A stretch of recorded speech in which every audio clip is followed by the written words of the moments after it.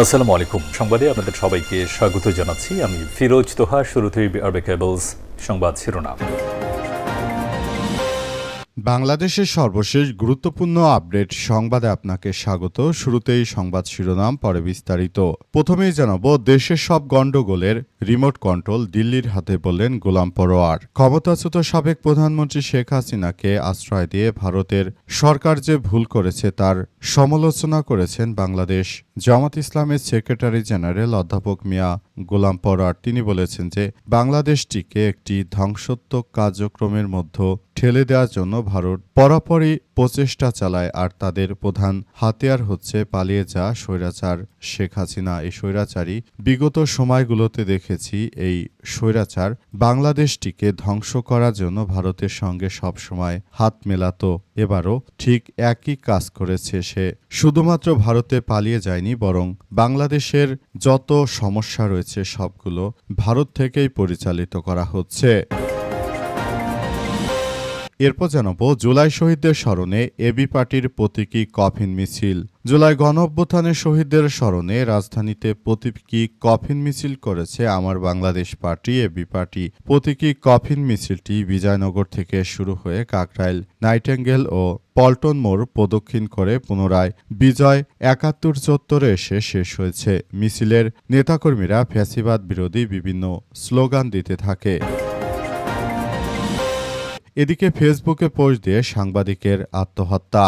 বিদায় পৃথিবী সুখে থাকো ফেসবুকে একটি স্ট্যাটাস দিয়েছেন সাকিন হোসেন ২৭ নামে একটি পত্রিকার সাংবাদিক। এরপরই তিনি গলায় ফাঁস নিয়ে আত্মহত্যা করেছেন। জানা গেছে পারিবারিক কলহের জেরে তিনি এই আত্মহত্যার পথ বেছে নিয়েছেন। তার মৃত্যুর ঘটনায় সবাই অনেক বেশি আশাহত হয়েছে, কারণ তিনি তার পরিবারের একমাত্র উপার্জনক্ষম ব্যক্তি হিসেবে ছিলেন। কিন্তু নিয়তির কি পরিণতি, হায়! অবশেষে তাকে পৃথিবী থেকে বিদায় নিতে হয়েছে শুধুমাত্র তার স্ত্রীর কারণেই তাকে আত্মহত্যা করতে বাধ্য হয়েছে বলে জানাচ্ছে এলাকাবাসী।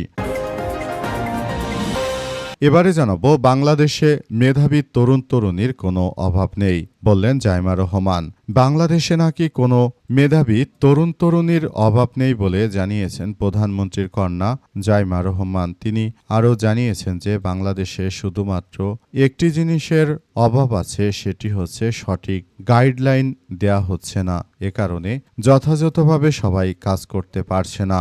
সাম্প্রতিক বাংলাদেশের বিভিন্ন অঞ্চল থেকে আসা কয়েকজন মেধাবী শিক্ষার্থীর সঙ্গে আমার পরিচয় হওয়ার সুযোগ হয়েছে বলে জানিয়েছেন তিনি। স্কাউটিং, বিজ্ঞান মেলা, বিতর্ক প্রতিযোগিতা থেকে শুরু করে খেলাধুলা, পরিবেশ রক্ষা, সঙ্গীত এবং শিল্পকলা, ভাষা শিক্ষা এবং কোডিং পর্যন্ত নানা বিষয়ে তাদের অসাধারণ অর্জন রয়েছে বলে জানিয়েছেন জাইমা রহমান। এবং সর্বশেষ জানাবো, ইরাকের ইরবিলে ৮টি ড্রোন ভূপাতিত। ইরাকের কুর্দিস্তান অঞ্চলে ইরবিলে অবস্থানরত ইরানি বিরোধী গোষ্ঠীগুলো দাবি করেছে আজ সকালে তাদের লক্ষ্য করে আসা ৮টি ড্রোন ভূপাতিত করা হয়েছে। ড্রোনগুলো ভূপাতিত করার পরই সেগুলো পুরোপুরি আসলে নিয়ন্ত্রণে নিয়েছে তারা। প্রিয় দর্শক, এতক্ষণ শুনছিলেন সংবাদ শিরোনাম, এবারে বিস্তারিত। তবে তার আগে বন্ধুরা, অনুরোধ থাকবে এই সংবাদটিতে একটি লাইক দিন। এই চ্যানেলে আপনি নতুন হয়ে থাকলে আমাদের সংবাদটি দেখতে দেখতে চ্যানেলটি সাবস্ক্রাইব করে রাখুন। কমেন্ট করে বন্ধুরা আপনার মূল্যবান মতামত জানিয়ে দিন আপনি বিশ্বের কোন দেশ থেকে বা বাংলাদেশের কোন স্থান থেকে আমাদের সংবাদটি দেখছেন এবং শুনছেন। আর বন্ধুরা, সংবাদটি আপনার সোশ্যাল মিডিয়া ফেসবুকে শেয়ার করে বন্ধুদেরও দেখার সুযোগ করে দিন। গাজা যুদ্ধে আপনি যদি নিরীহ ফিলিস্তিনিদের ভালোবেসে থাকেন বন্ধুরা, কমেন্টে ইয়েস লিখে পুরো বিশ্ববাসীকে আমাদের এই তাজা আপডেটটি দেখার সুযোগ করে দিন। এবারে বিস্তারিত। দেশের সব গণ্ডগোলের রিমোট কন্ট্রোল দিল্লির হাতে বললেন গোলাম পরোয়ার। বাংলাদেশ জামাত ইসলামের সেক্রেটারি জেনারেল অধ্যাপক মিয়া গোলাম পরোয়ার জানিয়েছেন যে বাংলাদেশে যত ধরনের সমস্যা হচ্ছে তার সবকিছু ভারত থেকে পরিচালিত করা হচ্ছে। ভারতের সরকার যারা রয়েছেন তারা বাংলাদেশে শুধুমাত্র আওয়ামী লীগ ও হাসিনার উপরই তারা ভরসা রাখে। এজন্য তারা বাংলাদেশের জনগণের সঙ্গে কোনো সমস্যার সমাধান না করে তারা সরাসরি হাসিনাকেই বেছে নেয় এবং বাংলাদেশের বিরুদ্ধে তারা ষড়যন্ত্র শুরু করে বাংলাদেশে এ পর্যন্ত যতগুলো সমস্যা হয়েছে তার প্রতিটি সমস্যার পেছনে ভারতের কুখ্যাত হিন্দুত্ববাদীরা দায়ী। তিনি আরও জানিয়েছেন যে বিষয়গুলো আমাদের জন্য অত্যন্ত দুঃখজনক এক ব্যাপার হয়ে দাঁড়িয়েছে। আমরা বিষয়গুলো নিয়ে সবাই একসঙ্গে কাজ করছি এবং আমরা মনে করি যে এই ধরনের ঘটনাগুলো আমাদের সবাইকেই খুব বড় ধরনের দাগ কেটে যায়। তাই আমরা এগুলো নিয়ে কার্যক্রম চালিয়ে যাওয়ার বিষয়গুলো নিয়ে কাজ করছি এবং আমরা মনে করি আগামীতে সুন্দর করে একটি রাষ্ট্র কাঠামো গড়ে তোলার জন্য ভারতই আমাদের সবথেকে বড় শত্রু এবং তারা শুধুমাত্র আওয়ামী পন্থীদের উপরই নির্ভরশীল হয়ে থাকে। এরা হচ্ছে এতটা জন্মন্ধ। এই ভারতের হিন্দুত্ববাদীরা তারা মূলত পুরো বাংলাদেশটাকে তারা ধ্বংসস্তূপে পরিণত করার জন্য যেভাবে নানা রকম চক্রান্তে মত্ত রয়েছে এদের বিরুদ্ধে, তাই এখনই আমাদেরকে আরও বেশি সতর্ক থাকতে হবে বলে জানান গোলাম পরোয়ার। জুলাই শহীদদের স্মরণে এবি পার্টির প্রতীকী কফিন মিছিল। জুলাই গণঅভ্যুত্থানের শহীদদের স্মরণে রাজধানীতে আমার বাংলাদেশ পার্টি বা এবি পার্টির একটি প্রতীকী মিছিল অনুষ্ঠিত হয়েছে। সেই প্রতীকী মিছিলে সবাই জুলাই গণঅভ্যুত্থানের সময় যখন ২০২৪ সালে পুলিশের গুলিতে অসংখ্য নিরীহ শিক্ষার্থীরা মারা যাচ্ছিল সেই দিনটিকে স্মরণ করে এবি পার্টির পক্ষ থেকে এমন মিছিল করা হয়েছে। উক্ত মিছিলের মাধ্যমে আসলে বাংলাদেশে এই মুহূর্তে তারা পুরো বিষয়টি জনগণের সামনে আবারও ফুটিয়ে তোলার চেষ্টা করছে আমার বাংলাদেশ পার্টি এবি পার্টি। আজ রাজধানী ঢাকায় এবি পার্টির নেতৃত্বে এই প্রতীকী মিছিলটি অনুষ্ঠিত হয়েছে। পাশাপাশি আজ ঢাকা বিশ্ববিদ্যালয়ে এই মুহূর্তে ছাত্রলীগকে বিতরণ করার একটি ম্যারাথন দৌড় অনুষ্ঠিত হয়েছে। আসলে সেই ম্যারাথন দৌড়ে কিভাবে ছাত্রলীগের তৎকালীন সময়ে গুন্ডা বাহিনী তারা হেলমেট পরিহিত অবস্থায় নিরীহ শিক্ষার্থীদের উপর তারা আক্রমণ করেছিল সেসব বিষয় ফুটিয়ে তোলা হয়েছে।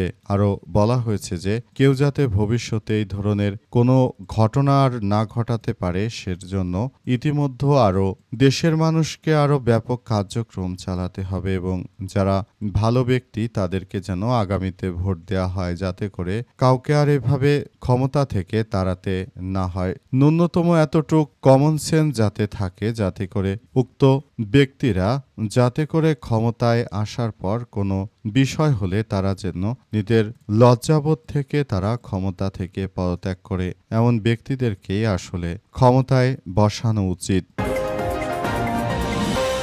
ফেসবুকে পোস্ট দিয়ে সাংবাদিকের আত্মহত্যা। বিদায় পৃথিবীর সুখে থাকো ফেসবুকে এমন স্ট্যাটাস দিয়ে সাকিন হোসেন নামের যশোরের স্থানীয় পত্রিকার সাংবাদিক গলায় ফাঁস দিয়ে আত্মহত্যা করেছেন। আজ রাত ৮টার দিকে যশোর সদরের শেখাটি তরফ নোয়াপাড়া এলাকায় নিজ বাড়িতে এমন ঘটনা ঘটে। সাকিন ওই এলাকার রমজান আলীর ছেলে। তিনি স্থানীয় দৈনিক সুবর্ণ ভূমির স্টাফ রিপোর্টার ছিলেন। পারিবারিক সূত্র থেকে জানা গেছে বেশ কিছুদিন ধরে পারিবারিক নানা সমস্যায় ভুগছিলেন তিনি। তার স্ত্রীর সঙ্গে বিশেষ করে তার সম্পর্ক খুব খারাপ যাচ্ছিল। মূলত তার স্ত্রীর কারণেই তিনি আত্মহত্যার প্ররোচনায় উদ্বুদ্ধ হয়েছেন। মূলত তার স্ত্রী তার সঙ্গে সম্পর্ক খারাপ করার মধ্য দিয়ে আসলে এগিয়ে যাচ্ছিলেন এবং এইসব বিষয়টি তিনি খুব ভালোভাবে নিতে পারছিলেন না। শেষ পর্যন্ত তিনি নিজের জীবনকে আসলে উৎসর্গ করে দিলেন। তিনি লিখেছেন, বিদায় পৃথিবী, ভালো থেকো, ওই পারে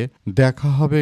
আর যারা আমার মৃত্যুর জন্য দায়ী তারাও আমার মৃত্যুর পর যেন ভালো থাকতে না পারে, কারণ আমি তাদেরকে কোনো অভিশাপ দিচ্ছি না। শুধুমাত্র বলতে চাই যে একজন মানুষকে হত্যার পেছনে কতটা মানুষকে প্রচ্যুত করা যায় সেই বিষয়টি তারা খুব ভালো করেই জানে। তারা বিষয়টি নিয়ে যেভাবে আমার সঙ্গে করলো এটা সৃষ্টিকর্তা কখনো সইবে না এমন কথা লিখে তিনি সঙ্গে সঙ্গে আত্মহত্যা করেছেন। তার আত্মহত্যার ঘটনায় এলাকায় শোকের ছায়া বইছে। তার মতো একজন ভালো ব্যক্তির এই ধরনের আত্মহত্যা আসলে সমাজে মেনে নেওয়া যায় না।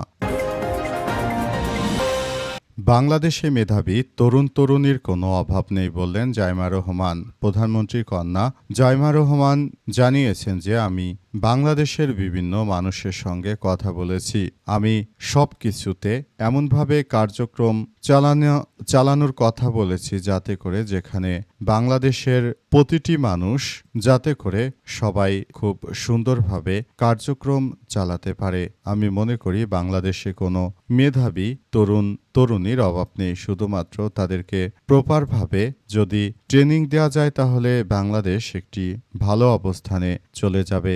আমরা এমন একটি কার্যক্রম আসলে চালাতে চাই যেখানে সবার প্রতি আমাদের আরও ভালো কিছু উপহার দেওয়ার সময় এসেছে। আমরা জনগণকে সেটা উপহার দিতে চাই। আমরা বলতে চাই বাংলাদেশের প্রতিটি নাগরিককে আমরা বিভিন্নভাবে সহযোগিতার মাধ্যমে তাদের সবাইকে সচ্ছল করতে চাই এবং দেশের প্রতিটি জায়গায় আমরা এটি আসলে কার্যক্রম চালিয়ে যাওয়ার বিষয়গুলো নিয়ে আসলে কাজ করতে চাই বলে জানান তিনি।